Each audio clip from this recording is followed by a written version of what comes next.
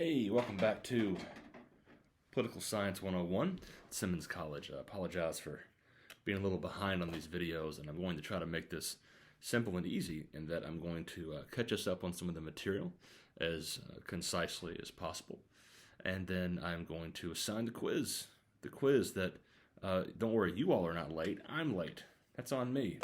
So I'm going to assign it today. And as promised, give you a week to complete it. So the quiz will be due this coming, I guess, next Wednesday, March 31st. Get it to me by the 31st. You'll get full credit on the quiz. Okay, so where are we? We talked about types of governments. We talked about political parties. And the quiz is going to cover some of that, of course. But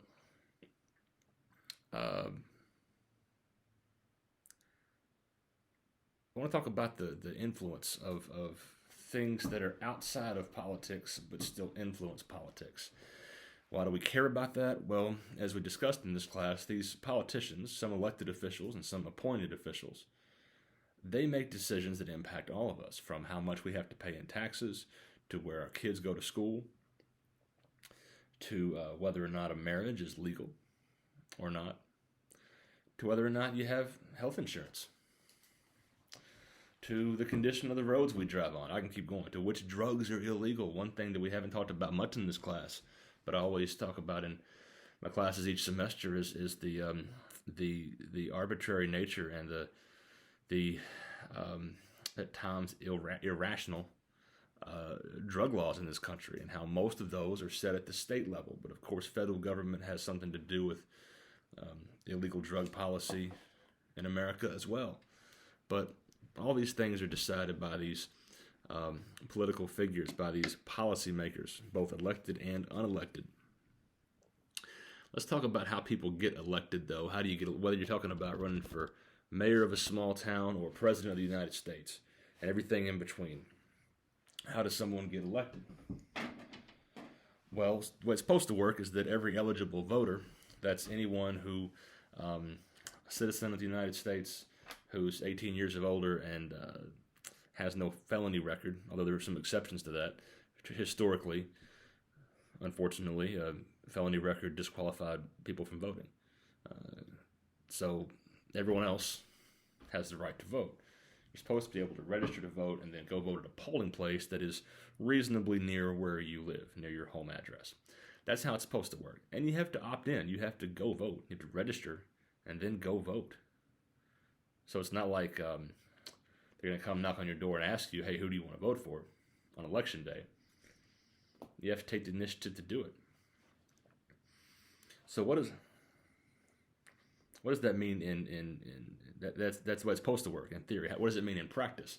It means that we have to make sure, if we want fair elections, if we want our politicians to represent us, the people of this country, and of the state where you live and the city and county where you live, we have to keep after the government to make sure that the voting laws are fair. We have to question our own government about things like losing the right to vote with a felony conviction. Should everyone with a felony conviction lose the right to vote for the rest of their lives? This class is not about my personal opinion, but in this case, I'll give it to you, and I would say no, of course not. Not everyone with a felony record, and not for their entire lives. What if you got that felony when you were 19 years old, 30 years old? How many more years do you have left to live where, even if you didn't think much about voting beforehand, now you may be haunted by the fact that your neighbors and your friends and family, other people who live in your house, they can go vote. That felony record, you can't. And that's why there's been some effort to change that. What else, though? We need to make sure that the polling places, the places that we go to vote, are just as numerous per capita in a black part of town as a white part of town. That the poor parts and rich parts of town have equal access to voting, regardless of race. And then we should also factor in race. We should factor in every demographic feature that politicians may want to suppress on election day. So somebody runs for office. You got two people running for office. Let's say it's State House of Representatives. Just using that as an example. And Kentucky has 100 members of the state House of Representatives. 2 people run for the office, Republican, Democrat. I'm going to keep it simple, say it's a Republican and 1 Democrat. They're running against each other. They're going to have an election in November to decide who gets that seat in the state House of Representatives. What do? They go knock on doors, tell us, say, please vote for me, maybe. Are they going to buy some big signs and put them by the highway that says, vote for me for state representative? Yeah, but what else? What else? You going to call people? Well, those districts have about 44,000 people in them, each one, so I doubt that the candidate running for office is going to call every one of them. Going to do some online advertising, some digital ads? Yeah. When you're scrolling through your phone and you see an ad for something that, for a product that you were just looking at online yesterday, that's targeted digital advertising.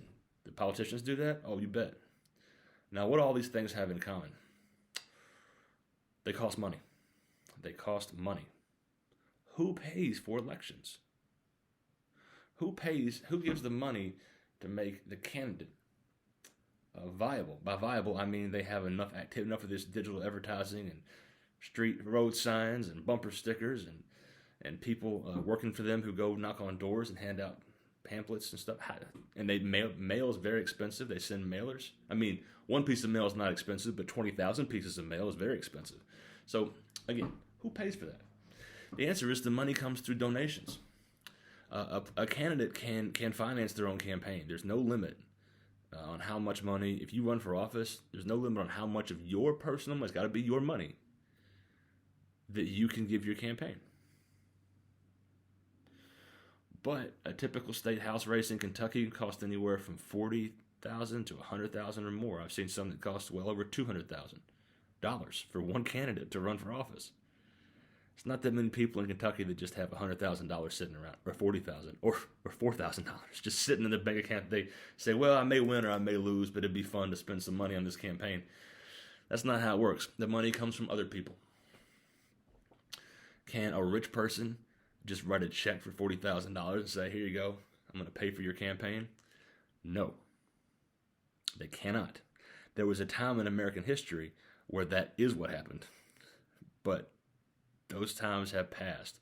Why? Because it turns out, and I think y'all know where I'm going with this, it turns out that when one person or a small number of people single-handedly finance someone's campaign and that person gets elected into a political office, an office with lots of power, the people who financed it have a lot of influence over that politician. Now, it sounds shady, but it's common sense, isn't it? It's common sense that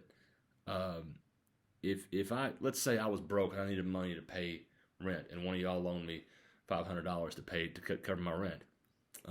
If you wanted some favor in return, I don't think that's out of line. If you said, hey, if you loan me $500 and you said, pay me back whenever, but would you mind picking my kid up from school tomorrow? I'd be like, of course not. I'll do anything. You just saved me from, losing my apartment. Of course I'll do you a favor. It's a very transactional nature that exchanging of favors works. And in politics, that means money to finance a campaign. So to avoid a situation where one person or a few people can have all the influence over one politician, states and federal government have passed a whole bunch of campaign finance laws. Those are exactly what they sound like. They get kind of technical, and I'm not going to bore you with all the details, but I'll give you a little taste of what I mean by this and why this is so important. Let's say that I am a rich person. I'm not. Let's say I was a rich person, though. I have big piles of money. I have all the money I would need to finance somebody's state house campaign. In Kentucky, I can't give more than $2,000. That's it. And you're not going to win a competitive campaign with $2,000. It will not happen. That's not enough money. It's not even close. It's not even 10% of what you need. So, but I still give you the two. I'm like, well, I got all kinds of money. In this hypothetical, I got all kinds of money. So I'll give you my favorite candidate $2,000. I'll give your campaign Give your campaign fund $2,000. What about my wife? If we have a joint checking account, it's really the money that I made, but she is a person, an individual person with individual rights, including the First Amendment right to expression, which covers campaign finance, according to some people. So she can give $2,000, even though I just wanted to give $4,000. The law says I can only give $2,000, but I give $2,000. My wife, from a joint checking account, writes a check for $2,000 more. See, now I've given twice as much money as the law says I can give, and I have not broken the law. It's that $2,000 technically came from my wife. Y'all see where I'm going with this?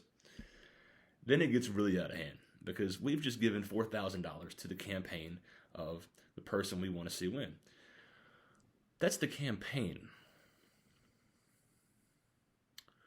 That's the campaign. I don't know if y'all ever heard of it. I'm sure some of you have heard of, we call them PACs, P-A-C, Political Action Committees.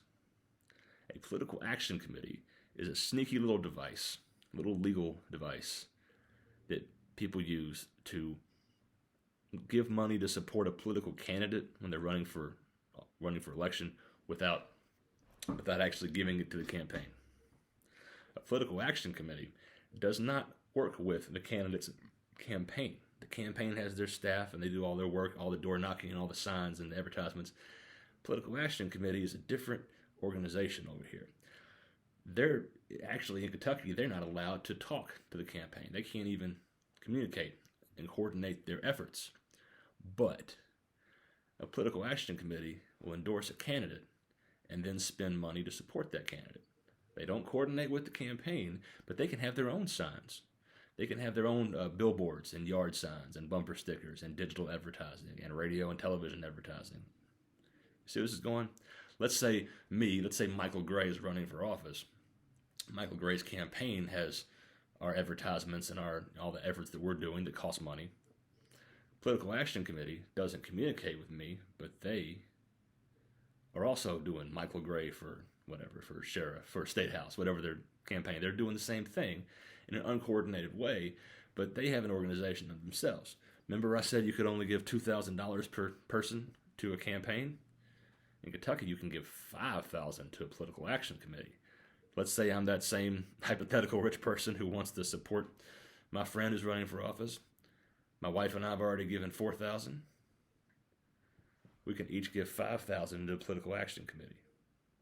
So now, the law, even though the law says one person can only give $2,000 to the campaign fund, my wife and I have now given $14,000 to support the election of one person.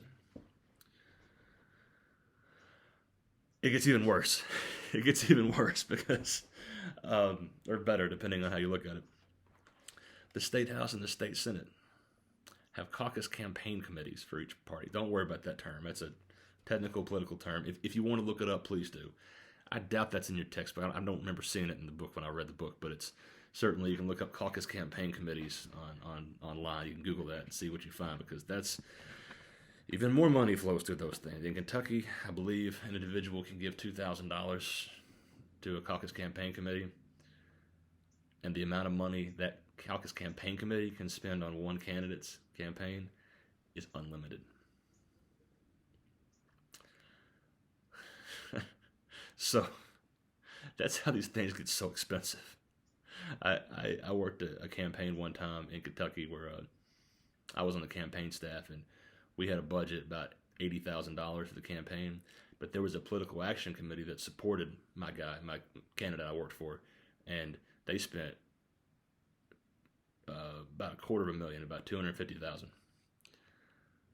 So people would tell me, "Oh, we saw your campaign billboard," and I'd say, "I saw it too, and I like it, but I didn't. That wasn't us. That was the political action committee. It had nothing to do with us." That's the reality of money in politics. And I left out some other. I mean,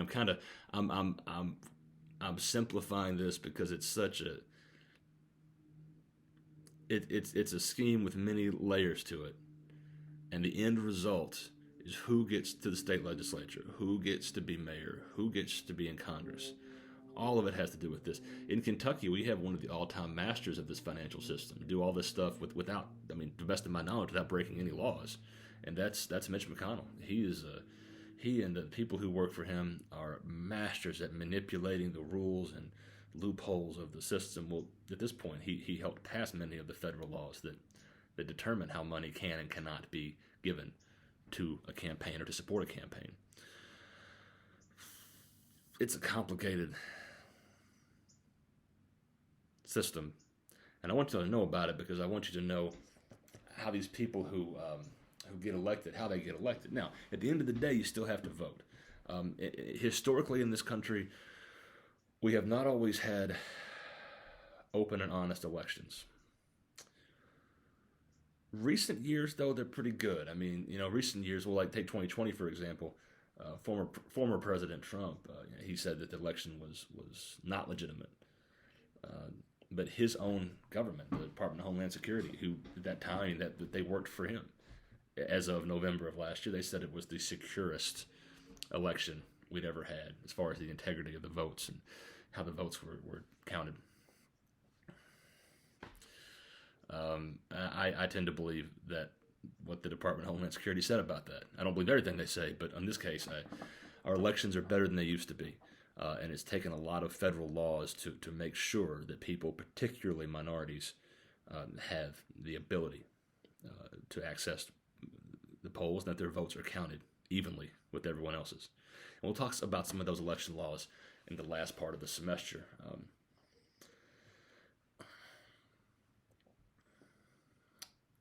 I left out issue groups, sometimes called special interest groups.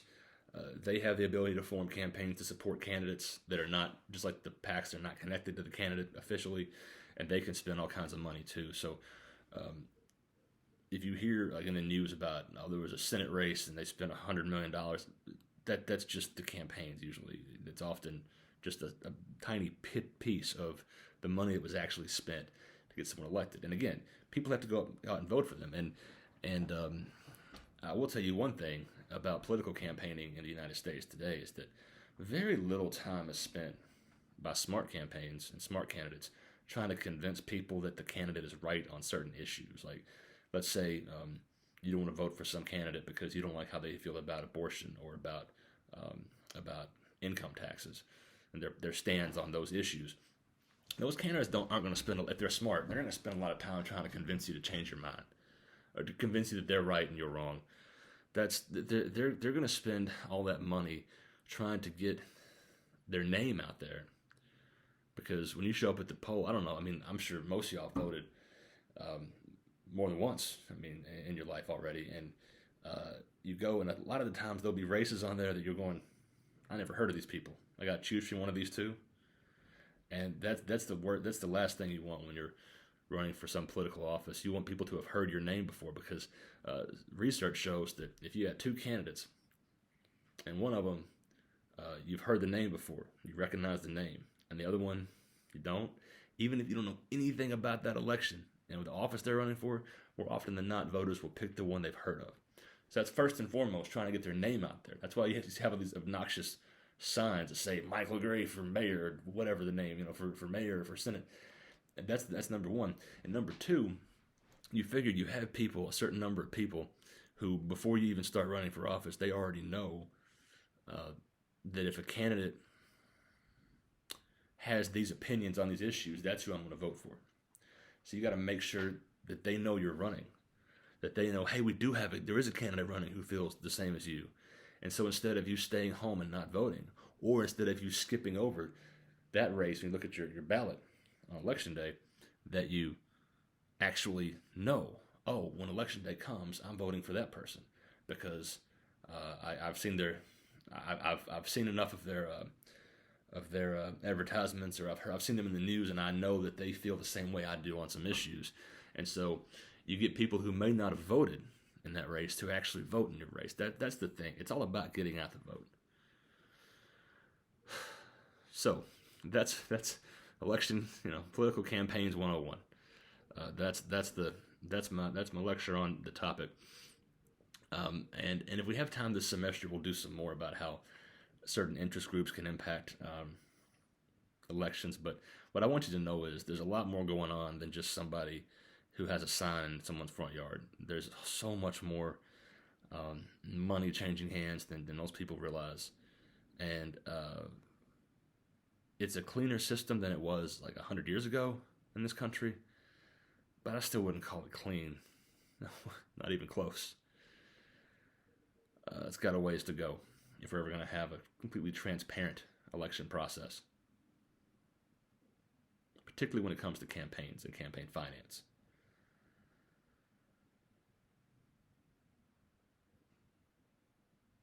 I should mention that with a lot of issue campaigns and certain types of political action committees, you can't always find out who contributed to them,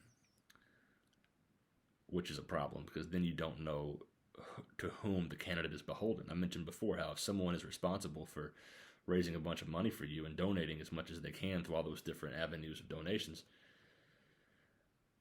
I want to know who that is. If I'm trying to figure out why my congressman is voting and keeps voting in ways I don't like, I think, well, why are they so bent on these issues? If I could find out who donated to their campaigns and who donated to the political action committees that supported their campaigns, that would give me a much better idea.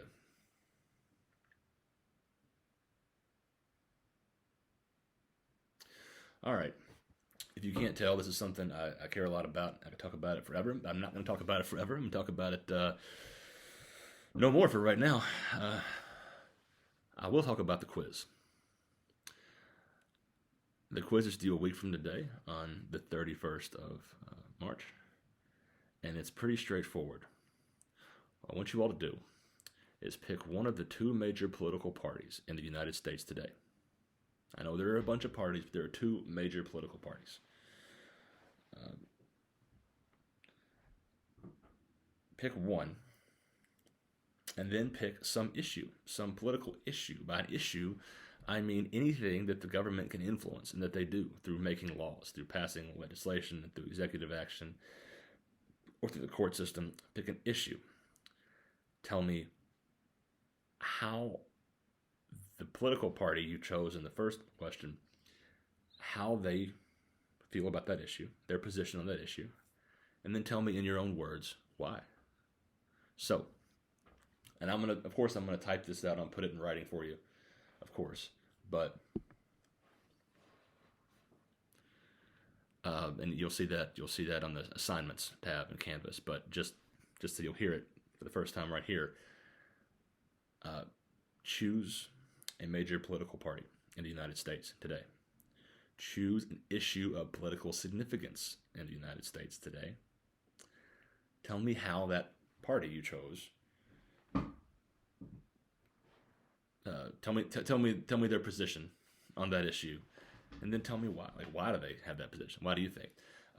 So, to clarify, I like to say there are no dumb or there are no stupid answers for anything, but there are, in this case, there are wrong answers. Like, pick a political party. There's only two: Republican and Democrat. A major political party. There's only two: Republicans and Democrats.